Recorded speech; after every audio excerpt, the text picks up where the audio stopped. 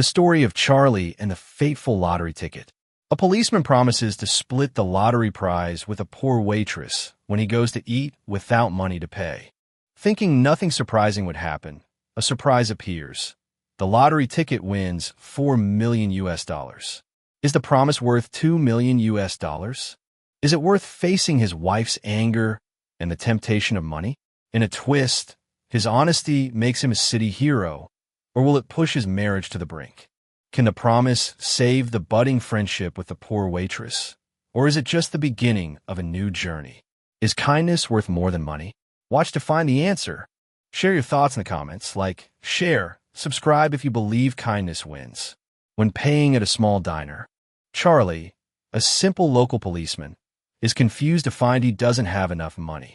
Under the warm yellow light, the worn wooden tables reflect his wrinkled face, sweat beading on his forehead. Seeing him hesitate to pay, the waitress Emily blurts out in frustration, "Do policemen not have to pay when they go to eat? I guess I'll have to pay for this bill myself." Those words are like a knife stabbing at Charlie's pride, making him blush with embarrassment. He bows his head, hands trembling slightly, feeling like the whole diner is looking at him. But he's definitely not a petty person. Before, every time he finished eating, he would tip the waiters generously, even chat warmly to thank them. His gentle smile used to make the staff love him, like sunshine in the middle of winter. Seeing an old lottery ticket in his wallet, Charlie suddenly has an idea. He holds the lottery ticket and says to Emily, "If I win, I will give you half. If not, I will bring money tomorrow to double the compensation for this meal." Although she doesn't believe him, Emily reluctantly agrees. She frowns, her eyes filled with doubt, lips curling slightly as if in a mocking smile. However, no one expects that the seemingly insignificant lottery ticket would actually win the jackpot. The total prize is up to $64 million US. After confirming and reconfirming, Charlie's wife, Linda, cheers excitedly at home. She jumps up and down, hair disheveled, eyes shining as if she sees the whole world change color. In the U.S., even after deducting the shares of other winners that day, they still receive a huge sum of up to $4 million US. This unexpected amount of money is enough to change their already poor lives. The small room suddenly feels cramped before the overflowing joy, as if a luxurious dream is coming true. However, Charlie's mood is completely opposite, because he remembers his promise that if he wins the prize, he will give half the prize money to Emily. Under the dim light, he stands still, hand clutching the lottery ticket, feeling as if the promise is squeezing his chest. At first, he doesn't dare tell his wife, but after a long inner struggle, Charlie decides to confess. Linda is furious when she hears this, because she understands her husband's stubborn personality and knows he will definitely keep his word. It turns out, Charlie has loved helping people since he was little. So when he grew up, he naturally became a local policeman, specializing in solving the difficulties and worries of the people in the city. In the morning sunlight, his smile is warm like the sun. He helps elderly people with difficulty walking across the street, assists women who suddenly go into labor, uses his meager salary to periodically donate to poor areas, even risks his life to capture murderous robbers. Because he loves children, after work, he teaches students how to play basketball. Children's laughter echoes across the old concrete court, like background music to his kindness. Undoubtedly, Charlie is a good neighbor, recognized by all, with countless certificates of appreciation filling his house. But Linda is the complete opposite. Not only is she extreme, selfish, and nosy, she openly complains to customers at the hair salon that her husband is inflexible. She believes Charlie doesn't know how to bribe to fill his wallet with money. One day, after having a beautiful dream about wealth in a magnificent mansion with romantic candlelit dinners, Linda suddenly has the idea of making Charlie use their wedding anniversary to buy a lottery ticket. Although he feels that relying on winning the lottery to get rich is a pipe dream, Charlie, who always indulges his wife's every request, still conveniently buys a lottery ticket while patrolling a busy street. But when he gets home, and shows the lottery ticket to his wife. He is scolded. It turns out their wedding day is the 27th, but because every anniversary is celebrated a day earlier, Charlie bought number 26. This causes strong dissatisfaction from Linda. She points at him, her voice ice cold. "You always do it wrong." Just as Linda is about to continue complaining, the winning numbers are announced on TV. Ticket number 26 wins the jackpot. The flashing light, like fate, echoes through the quiet room. In an instant, Linda's rage turns to wild joy. She cheers, jumps up, hugs Charlie, as if the whole world is in her hands. But before he can be happy for a few minutes, Charlie, with a heavy face, scratching his head, confesses his promise to give Emily half the prize money. He bows his head, voice low, as if facing an approaching storm. Linda, as if doused with cold water, shouts, "Sharing $2 million with a waitress? You're crazy." With a mood like riding a roller coaster, she strongly objects, even using the name of love to bind him, forcing him to lie that he didn't win the prize. The room is stuffy. The dim yellow light shines on Linda's red face, as if it wants to burn everything. For a moment, Charlie is conflicted. Under the silver moonlight, he sits on the old sofa, looking out the window, the ticking of the clock counting each tearful second. Until the next day, standing in front of the diner, he is still hesitant, not knowing whether to follow his conscience or worry about his wife's feelings. The cold wind blows through the alley. The neon lights of the diner flicker, reflecting his tense face. His colleague, noticing the hesitation in his eyes, pats his shoulder, reminding, "Do the right thing, Charlie." After all, what is the right thing to do? He still doesn't know, entering the diner with an uneasy feeling, his heart torn by two fires. The diner is strangely bustling today. Emily's still busy like a hard-working bee, sitting at a table sipping coffee, waiting for her to appear before him. Before he can say anything, Emily speaks first, voice full of guilt. "Yesterday was the worst day of my life. Actually, you did nothing wrong. I shouldn't have taken those bad feelings out on you." It turns out, after graduating from college, Emily came to New York with her dream of becoming an actress, but despite trying for several years, she's still just a small waitress. Worse, yesterday, her husband not only swindled her out of her savings, but also caused her to owe more than $20,000 on her credit card. This left her penniless. Even filing for divorce became a luxury. Although she condescended to say all sorts of nice things in court, misfortunes never come singly. When she walked out of the court, it was pouring rain, leaving her soaked to the skin, and the phone in her hand was broken. When she got home, she could only eat a dry sandwich to fill her stomach, then hurried to work. As a result, because she was late, her boss mercilessly deducted 2 hours of her pay.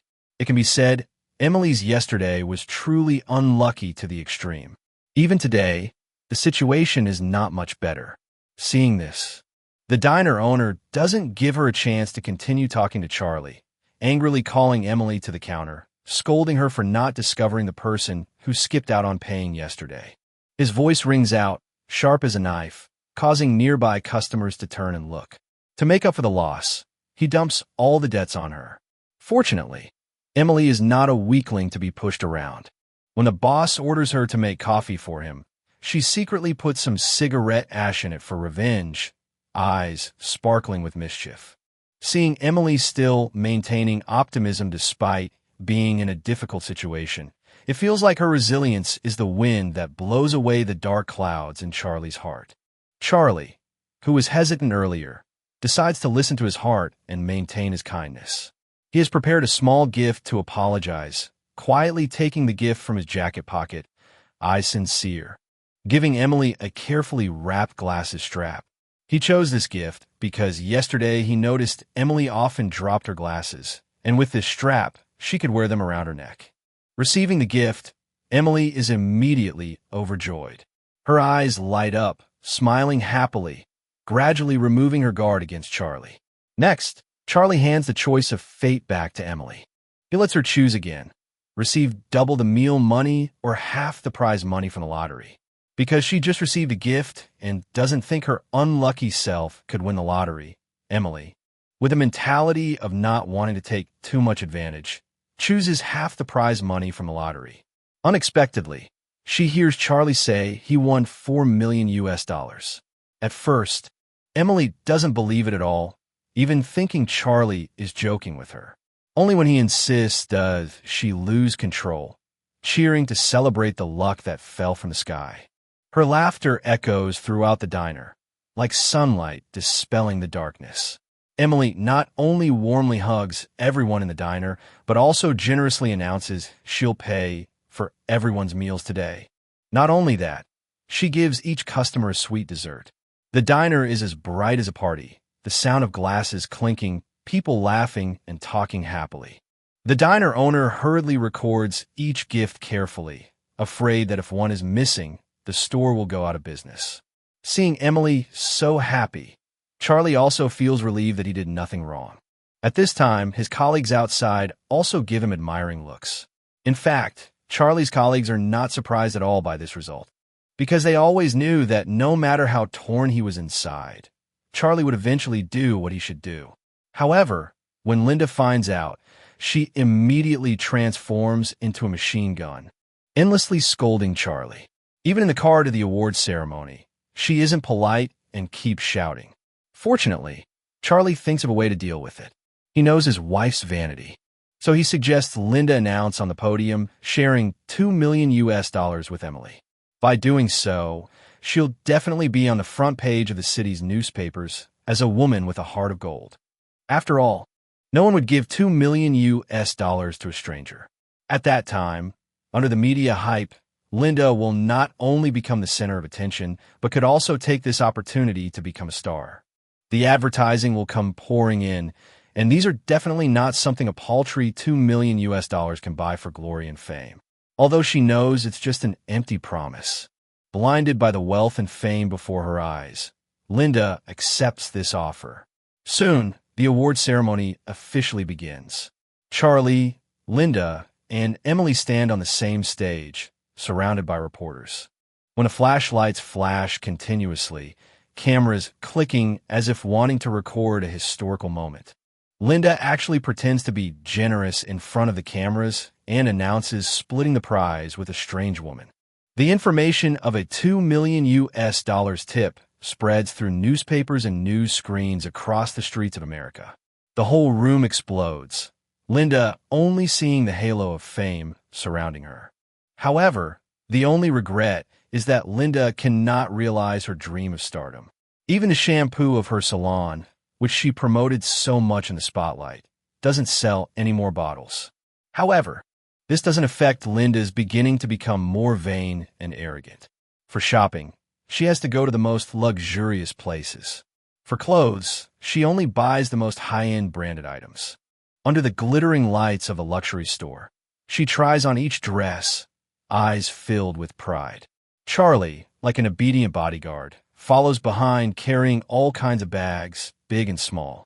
Not only that, when Charlie tries to help the beggars on the street, as usual, Linda immediately stops him and scolds him mercilessly. She points, voice cold, "Don't throw money around." But every time, Charlie sneaks the money back when she isn't looking. Maybe God doesn't want to see a villain so smug. That same day, Linda, having just bought an expensive fur coat, gets red paint thrown on her by animal rights activists. Red paint splatters, she screams, eyes panicked amid the pointing crowd.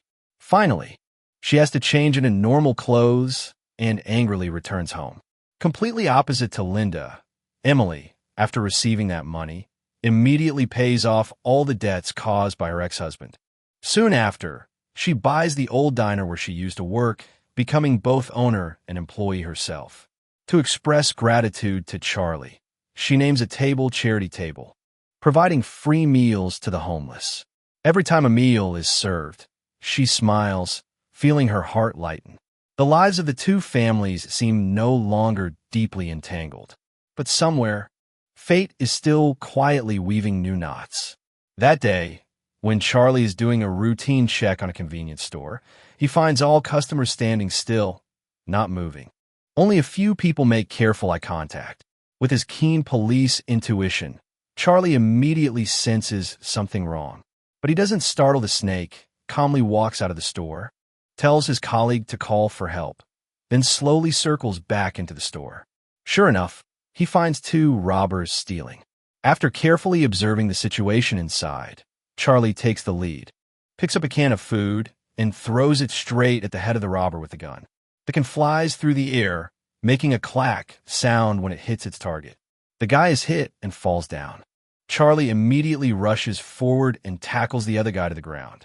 Just then, backup arrives and all hostages are rescued safely. Only Charlie is shot in the left arm during the chaos and has to take early recovery. But in misfortune, there is luck. In luck, there is misfortune. With major media outlets racing to report the news of lottery-winning cop bravely catching robber, Charlie becomes the city's hero overnight. The press is flooded with his image. Flashbulbs at the press conference seem to light up the night sky. Even a mayor personally presents him with a medal. But at the award ceremony, Charlie does something that makes Linda change color. His voice rings out, clear and sincere, causing the entire audience to fall silent for a few seconds before bursting into applause. He announces donating 10,000 USD to the Fund for Families of Fallen Policemen to console the souls of deceased colleagues. For Linda, who values money as her life, the news is like a bolt from the blue. But she can't force Charlie to take back what he said. So, to prevent Charlie from wasting money like that, Linda decides to renovate the house. She hires a construction team, directs every detail, eyes filled with pride, as if wanting to turn the house into a palace. Not only that, to give Charlie a deep warning, she even throws away his favorite chair without permission. The old wooden chair, where Charlie used to sit and read every night, lies alone in the yard, like a symbol of the rift. Perhaps they still haven't realized that under the test of money, their values have developed irreconcilable differences. Charlie tends to pursue a peaceful life while also caring about the well-being of those around him. Linda, on the other hand, is more selfish, with only two words in her eyes: interest. Under the warm yellow light in the house, the two people sit opposite each other, but the distance is like an ocean. That day, Linda forces Charlie to attend a yacht party organized by the lottery company. Under the splendid lights of the yacht, lively music plays, but Charlie only feels suffocated. In the midst of the bustling party, an old man with a white beard talks nonstop, boasting he earned a lot of money in a year from investing in stocks. Linda immediately smells money and hurries to approach. She sits close, eyes shining, hands taking careful notes like a diligent student when hearing the key points the other party says. Since he isn't interested in these kinds of get-rich-quick schemes, Charlie quietly goes out to the deck. He stands under the moonlight, cool sea breeze blowing through, as if soothing his tired soul. By chance, he sees Emily arriving late, arguing with a taxi driver. She stands under the streetlight, voice trembling, eyes helpless but still resilient. Out of kindness, Charlie steps off the yacht to help Emily solve the problem. However, at that moment, the yacht suddenly departs, leaving the two of them behind. The engine roars, the yacht's lights fades away, leaving them under the starry sky. Emily, seeing this, immediately feels guilty, but Charlie feels more relieved than ever because he doesn't like parties. He smiles, eyes gentle, as if finding freedom between the lines of fate. He thinks Linda, immersed in a glamorous life, won't regret not having him to keep her company. So the two left behind decide to go with the flow and find a restaurant to enjoy dinner. The candlelight flickers on the table. The sound of the violin echoes, creating a romantic scene. At this moment, a romantic wedding takes place nearby. The happy atmosphere moves both of them. The laughter of the bride and groom echoes, reminding them of distant dreams. Emily looks out the window, eyes distant, as if seeing a faint shadow of the past. Her voice clear but quiet. My husband used to love me very much. He not only often gave me flowers, took me out for walks, but also occasionally invited me to fancy restaurants. But over time, he turned into a liar full of deceit. Our love and family fell apart in just 3 years because of lies over and over again. After listening, Charlie also begins to reminisce about the past with Linda. It turns out they knew each other since high school, were each other's first loves with pure and passionate feelings. They held hands under the oak tree, sunlight shining through the leaves, their smiles as bright as spring. The two registered their marriage as soon as they became adults. For some unknown reason, the two people who were once close and inseparable, in sync, now become like two intersecting lines, the distance between them growing farther and farther. He bows his head, hand gripping the wine glass tightly, as if wanting to hold on to something lost. Maybe the night is too beautiful, or maybe the two disappointed souls are too lonely. When the music starts, Emily suddenly invites Charlie to dance. Under the moonlight, they quietly rotate to the music, eyes meeting as if saying it all. In their closeness, an indescribable feeling gradually arises. Fortunately, they both understand their limits, knowing the other is just a passerby in life. They stop, smiling slightly, like two friends finding each other in the middle of a storm. Developing into a friendship is already very precious. Moreover, Charlie still comforts himself that with just a little more time, the relationship between him and Linda will definitely return to the way it was before. However, at this moment, Linda is still engrossed in lively conversation on the yacht, as if her eyes are blinded by the halo of money, and she doesn't even notice her husband's absence. She happily chats with a white-bearded old man, eyes sparkling with ambition. Until the ship docks and Charlie comes to pick her up, she still doesn't forget to give him a charming smile. She steps off the yacht, dress shimmering in the lights, but Charlie's eyes are only full of emptiness. Since Charlie asked Emily out the night before, early the next morning, the two go to a nearby square to go roller skating. Under the early morning sunlight, the square is bright. The sound of children's laughter echoes. As a result, Charlie gets off to a bad start. On one steep section, he slides straight into the fountain. Splashing water, he stands up, wet, but happy like a child again. This action makes Emily burst out laughing. She holds her stomach, tears glistening as if finding lost joy. Afterwards, the two kind-hearted people go to the subway station together, paying for free train fares for citizens. Although it's only a small amount of money, it's like a spring rain soothing the fatigue in everyone's hearts. Each passenger's smile is like a wind blowing away the dark clouds in their hearts. In the days that follow, they do many other charitable works. They rent an entire basketball court, inviting neighborhood kids, friends, and family to enjoy a relaxing weekend. Under the bright sunlight, the sound of basketball bouncing on the court rings out. Children laugh and play happily. This action unintentionally sows the seeds of dreams and hope for financially disadvantaged children who have little opportunity to experience the joy of sports. However, that day, when Charlie happily brings the neighborhood kids home, he discovers his clothes have been thrown downstairs by Linda. Clothes lie scattered on the yard, like shards of a broken mirror. It turns out the charity work he and Emily did on the subway was published in a newspaper. Linda saw it and immediately confirmed the two had feelings for each other.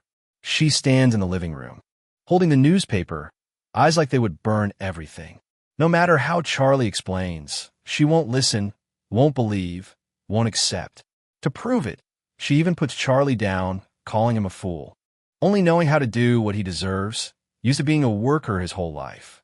Her voice is cold, like a knife cutting into his heart. Facing the blatant defamation of his loved one, Charlie neither refutes nor responds. He stands still, eyes heavy, as if seeing 10 years of love disappear. Because he knows who he is and also knows he can't change. Linda understands that too, so she proactively files for divorce. She sits at the table, signs the papers, eyes cold, as if wanting to erase the past. Although he can't bear to let go of more than 10 years of feelings. The person who wants to go cannot be kept. Charlie calmly accepts, leaves all his assets to her, quietly packs 2 suitcases, and leaves the house that no longer belongs to him. He walks out of the house, moonlight shining on his lonely back like a lost traveler. At the same time, Emily is also deeply entangled in troubles with her ex-husband. It turns out, after learning Emily received $2 million, her ex-husband, who is in gambling debt, comes to ask for money. He stands at the door, eyes greedy, voice threatening like a hungry beast. He opens his mouth and demands $500,000. If Emily doesn't agree, he'll stay in the house and refuse to leave. Because legally, the two are still husband and wife. Emily cannot call the police to resolve it. She can only helplessly pack her suitcase and run away from this persistent leech. She drags her suitcase on the night street, dim streetlights leading the way to a new journey. However, fate is miraculous. When checking in at the hotel, Emily accidentally meets Charlie, who is also there to stay. Under the sunset, the reception desk lights up as if fate arranged for them to meet. Two people who already have feelings for each other now meet as if by fate. Perhaps the suppressed feelings can no longer be hidden. Will there appear a fierce, burning love, or is it just a passing breeze? Is kindness worth more than $2 million? Have you ever stood between morality and benefit? Share your story in the comments to spread the value of kindness.